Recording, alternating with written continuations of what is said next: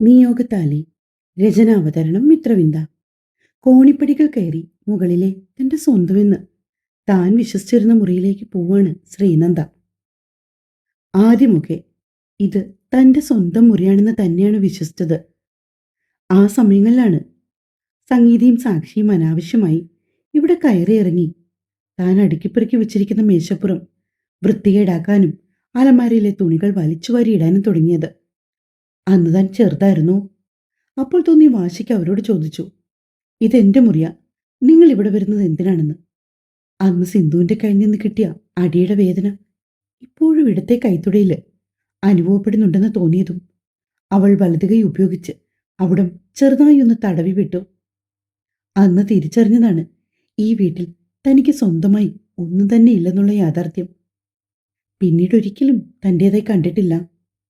അന്നത്തോടെ കഥക് കുറ്റിയിടാനുള്ള അവകാശവും മുറി അടച്ചിരിക്കാനുള്ള സ്വാതന്ത്ര്യവുമെല്ലാം അമ്മായി തനിക്ക് നിഷേധിച്ചു. അന്നതൊക്കെ വളരെ വിഷമമായിരുന്നെങ്കിൽ പോലും പിന്നീട് അതുമായി അമ്മ പൊരുത്തപ്പെട്ടു. മുറിക്കകത്തേക്ക് കാലെടുത്തു വെച്ചതും 2 ദിവസം അടഞ്ഞുകിടന്നതിൻ്റെ ഫലമായിട്ടുള്ള ഒരു മണം അവൾക്ക് അനുഭവപ്പെട്ടു. ശ്രീനന്ദ പതിയെ പടിഞ്ഞാറേ തൊടിയിലേക്കുള്ള തടിയുടെ ജനൽപ്പാളികൾ തുറന്നിട്ടോ. പച്ചിലക്കൂട്ടങ്ങൾക്കിടയിലൂടെ പാഞ്ഞെത്തിയ ഒരു ശീതക്കാറ്റ് അവളെ ഒന്നാകെ തണുപ്പിച്ച് മുറിയിലേക്ക് ഇടിച്ചു കയറി.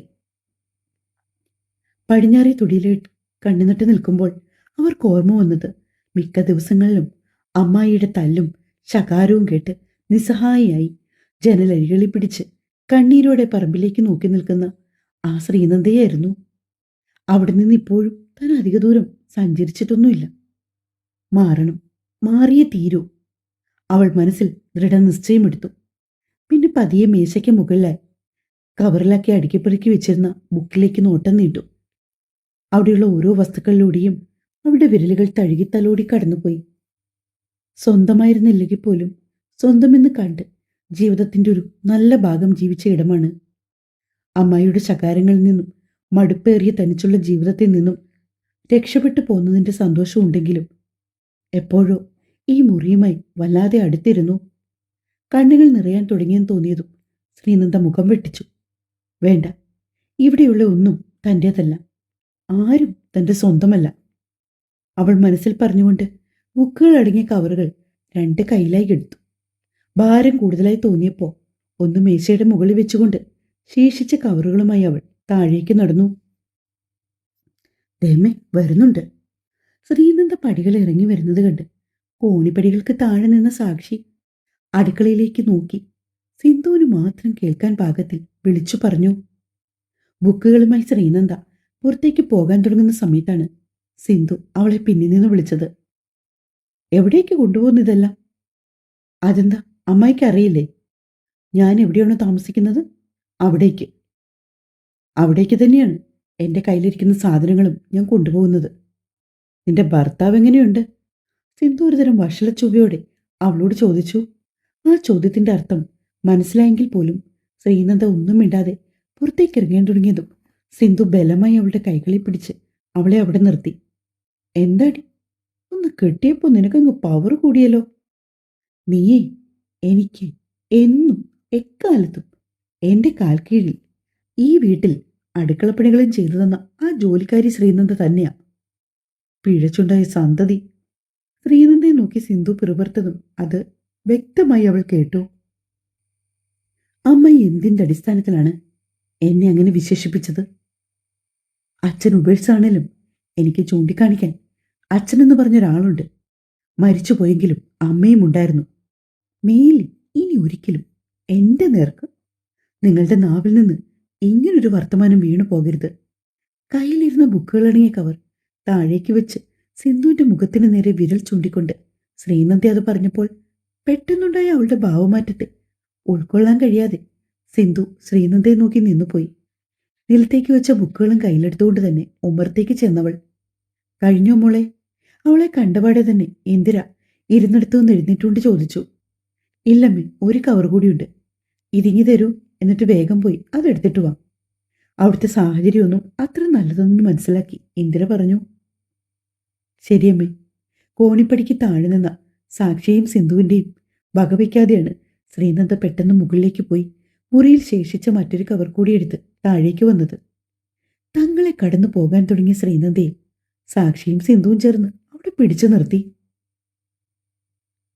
അവളുടെ കയ്യിലിരുന്ന ബുക്കും കവറും വാങ്ങി നിലത്തേക്കിട്ടു. ഇത്രയും നാള് എന്റെ ഉപ്പും ചോറും തിന്ന് കഴിഞ്ഞിട്ട് നീ എന്റെ നേർത്ത് കുരയ്ക്കാറായോടി?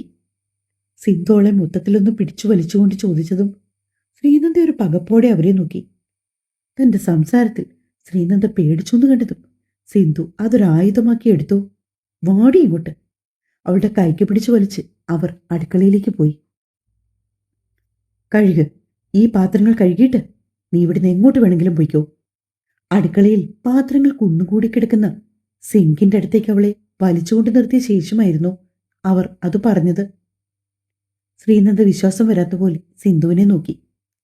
തീർത്തും നിസ്സഹായരായി പോയിരുന്നു അവൾ ആ നിമിഷം. എന്താടി നീ എന്നെ നോക്കി പേടിപ്പിക്കുന്നത്? മര്യാദയ്ക്ക് കഴുക്. കുറെ നാളെ വീട്ടിൽ ഊണ്ടുറങ്ങി സുഖിച്ചതല്ലേ? മാത്രമല്ല നിന്റെ എല്ലാ കാര്യങ്ങളും നോക്കിയത് ഞങ്ങളല്ലേ?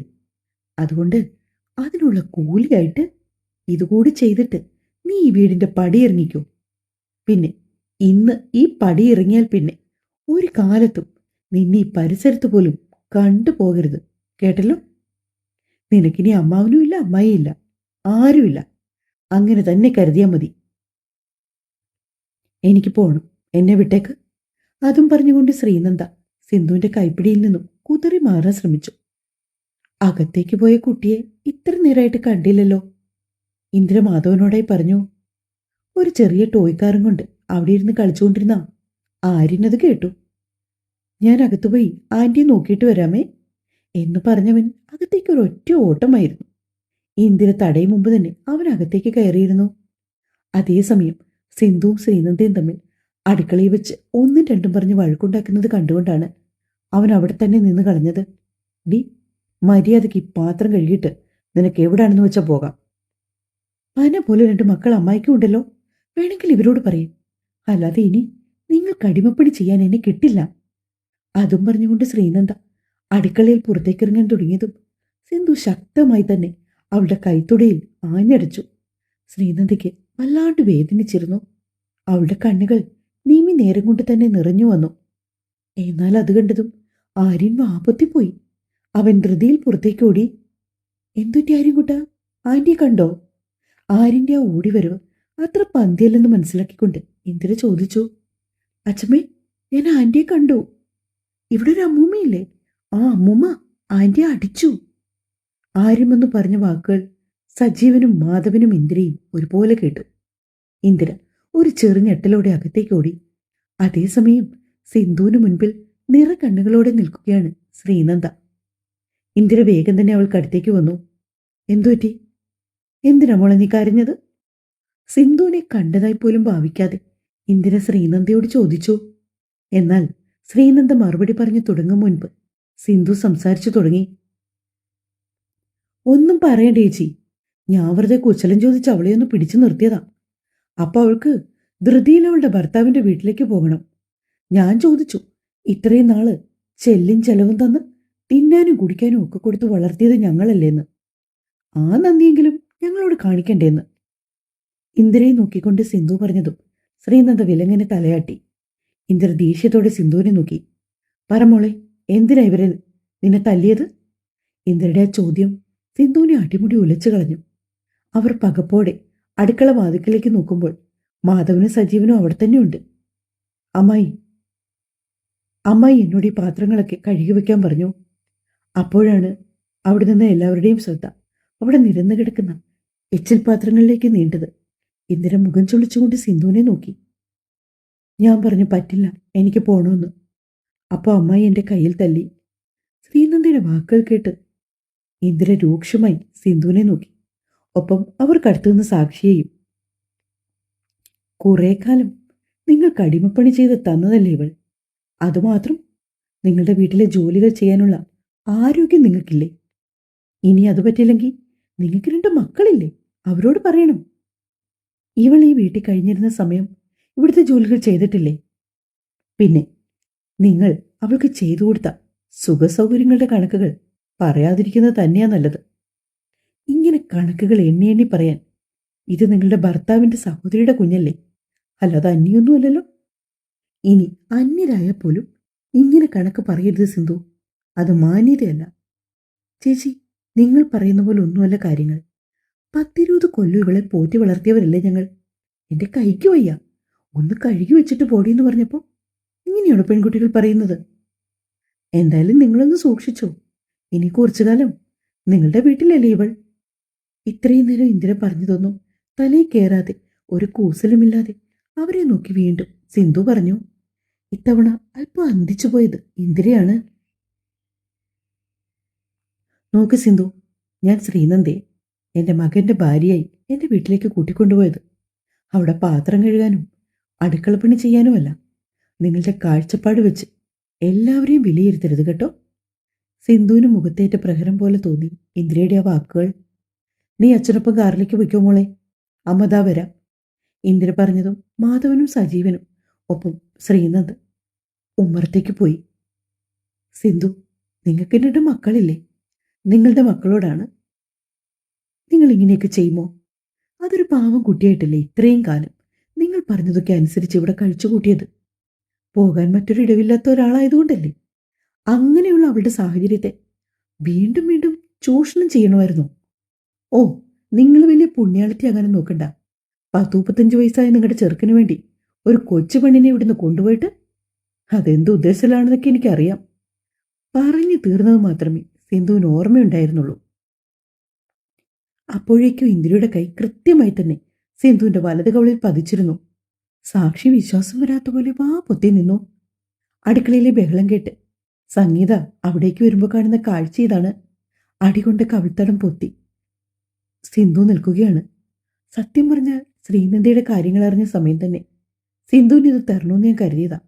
പിന്നെ ഞാൻ ഓർത്തു, പോട്ടെ, ഒന്നുമില്ലെങ്കിലും നിങ്ങൾ ആ കുട്ടിക്ക് ഇത്രയും കാലം താമസിക്കാൻ ഒരിടം കൊടുത്തതല്ലേ എന്ന്. പക്ഷെ ഇത്രയും സംസ്കാരമില്ലാത്ത വാക്കുകളാണ് നിങ്ങളുടെ വായിൽ നിന്ന് വീഴുന്നതെന്ന് അറിഞ്ഞിരുന്നെങ്കിൽ ഞാൻ മുമ്പേ തന്നെ. ഇന്ദിര ഒരു തമാശ പോലെ പറഞ്ഞുകൊണ്ട് പുറത്തേക്ക് നടന്നു. ഇന്ദിര ഉമ്മർത്ത് നിന്ന് സജീവനെ ഒന്ന് നോക്കുക മാത്രം ചെയ്ത് പിന്നെ പടികൾ ഇറങ്ങി. ഒരു യാത്ര പോലും പറയാതെ അവരുടെ കാറ് ആ മുറ്റം കടന്നുപോയി.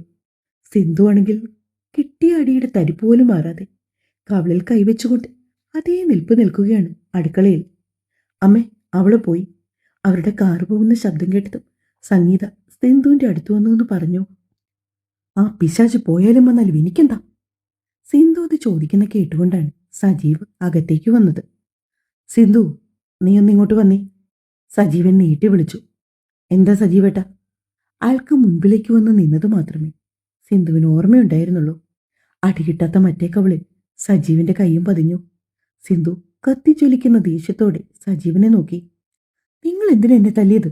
ഏ ഓ, നിങ്ങളുടെ മറ്റവളെ ഞാൻ കരയിച്ചു വിട്ടതിന്റെ പേരിലായിരിക്കുമല്ലേ? ചോദ്യം ചോദിച്ച് തീരും മുൻപ് അടുത്ത അടിയും വീണു സിന്ധുവിന്റെ കവളിലേക്ക്. മക്കൾക്കൊന്ന് പിടിച്ചു മാറ്റാൻ പോലും ആകുന്നതിന് മുൻപേ സിന്ധു കവിൾ പൊത്തിക്കൊണ്ട് നിലത്തേക്ക് ഇരുന്നു പോയി. ഈ അടി ഞാൻ നിനക്ക് പണ്ടേ തരേണ്ടതായിരുന്നു. അന്ന് തന്നിരുന്നെങ്കിൽ ഒരുപക്ഷെ നീ ഇത്രയും അധപ്പതിക്കില്ലായിരുന്നു. നാണം ഉണ്ടോടി നിനക്ക്? ഇത്തിരിയില്ലാത്തൊരു പെണ്ണിനോട് നീ എന്തൊക്കെ ക്രൂരതകൾ കാട്ടി. നിനക്കും ഉണ്ടല്ലോ 2 മക്കൾ. സജീവൻ ദേഷ്യത്തോടെ പറഞ്ഞുകൊണ്ട് സംഗീതയെയും സാക്ഷിയെ നോക്കി. നിങ്ങളത്ര നല്ലവരൊന്നും അല്ലെന്ന് എനിക്കറിയാം. നിങ്ങളുടെ അമ്മയുടെ വാക്കും കേട്ട് ചില്ലറയല്ല പെണ്ണിനെ കണ്ണീർ കുടിപ്പിച്ചത്. അവളുടെ അവസ്ഥ ഒരിക്കലും നിങ്ങൾക്ക് വരരുതെന്ന് പ്രാർത്ഥിച്ചോ 2 പേരും. അതും പറഞ്ഞുകൊണ്ട് സജീവൻ ദേഷ്യത്തോടെ വീട് വിട്ട് പുറത്തേക്കിറങ്ങി. ഇരു കവിളിലും കൈവച്ചുകൊണ്ട് സിന്ധു അതേ ഇരിപ്പിരുന്നു പോയി. സാക്ഷിയും സംഗീതയും ചേർന്ന് അവരെ നിലത്തുനിന്ന് പിടിച്ചെഴുന്നേൽപ്പിച്ച് സോഫയിലേക്ക് ഇരുത്തി. അവളുടെ അമ്മ തല്ലിയത് പോട്ടേന്ന് വെക്കാം. എന്നാലും ഈ അച്ഛൻ എന്തിനാണ് അമ്മയെ തല്ലിയത്? സാക്ഷി എന്തോ ആലോചനയിലത് പറഞ്ഞതും സിന്ധു രൂക്ഷമായി അവളുടെ മുഖത്തേക്ക് നോക്കി. തുടരും. കഥ ഇഷ്ടമാണെങ്കിൽ സപ്പോർട്ട് ചെയ്യാൻ മറക്കല്ലേ.